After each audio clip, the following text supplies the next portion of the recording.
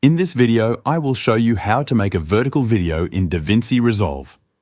Make sure you have your project open in DaVinci Resolve. I have a normal 16:9 video here, which is the standard size for long-form videos. If you want to make this video vertical for YouTube Shorts, TikTok, Instagram Reels, or any other platform, here is how to do it. Go to the top menu bar and click on File. From the drop-down menu, click on Project Settings. When the Project Settings window opens, look for the Timeline Format section. Under Timeline Resolution, you will see a toggle for vertical resolution. This option flips the resolution around. For example, if your video is 1920 by 1080, it will change it to 1080 by 1920.